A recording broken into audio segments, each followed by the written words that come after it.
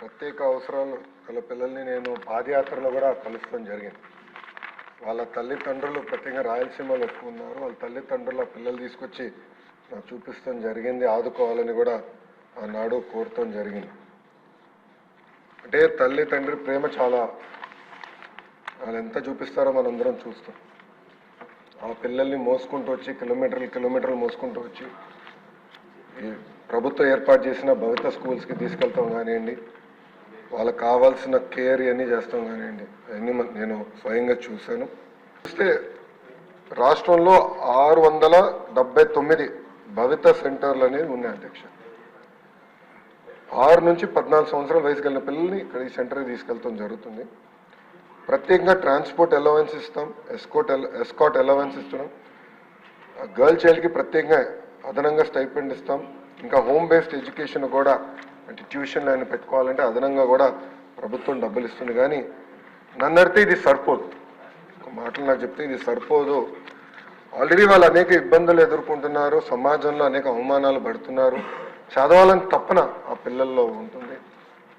వాళ్ళు అది అధిగమించుకుని ఎలా వెళ్ళాలి దానిపైన కూడా మేము వాస్తవంగా చెప్పాలి, నెల అయింది నేను మంత్రి అయ్యి, నిన్నటితో నెల అయింది. Vast subject. నేను కూడా అధికారులతో చర్చిస్తున్నాను. ఈ 1:10 ఎట్లా సాధ్యమవుతుంది, అంటే యూనిట్ ఎట్లా చేయాలి, ఇంకా తల్లిదండ్రులు ఈ పిల్లల్ని దూరంగా తీసుకెళ్ళగలుగుతారా లేదా, అది ఎట్లా చేయాలనే దానిపైన మేము కూడా చర్చిస్తున్నాం. మొన్న కూడా మీరు చూశారు అధ్యక్ష, ఐఐటి ఎన్ఐటి స్టూడెంట్స్ వికలాంగులు, అంటే వాళ్ళు అనేక అవమానాలు ఎదుర్కొంటారు సమాజంలో.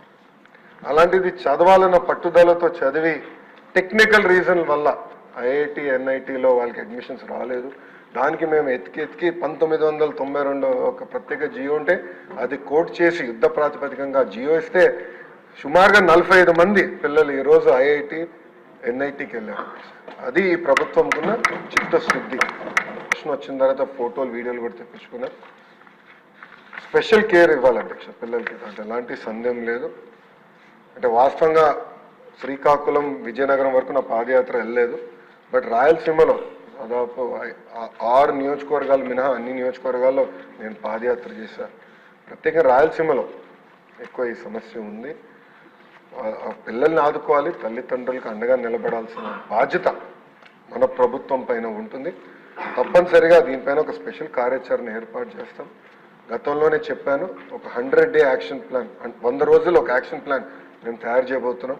అది సభ్యుల ముందర పెడతా, సంఘాల ముందర పెడతా, ఉపాధ్యాయుల ముందర పెడతా, తర్వాత ప్రజల ముందర పెట్టి వాళ్ళ అభిప్రాయాలు తెలుసుకున్న తర్వాత అదొక వే ఆఫ్ పాలసీన విధానం నేను ప్రజల్లోకి తీసుకెళ్ళిన ఆలోచనలో ఉన్నా. అది వచ్చే అకాడమిక్ ఇయర్ నుంచి అమలు చేయాలనేది మన ప్రభుత్వం లక్ష్యం. దాంట్లో భాగంగా ఇది చాలా సీరియస్గా నేను తీసుకుంటాను. అవసరాలు ఉన్నాయి అంటే ఎలాంటి సందేహం లేదు.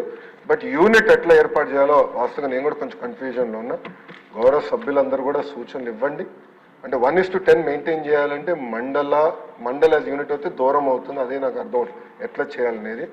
అందరు సూచనలు ఇవ్వండి. హౌస్ అయిన తర్వాత కూడా దీనిపైన డిస్కస్ చేద్దాం. బట్ తప్పనిసరిగా దీనికి ఒక సొల్యూషన్ తీసుకొచ్చే బాధ్యత మన ప్రభుత్వం తీసుకుంటుంది.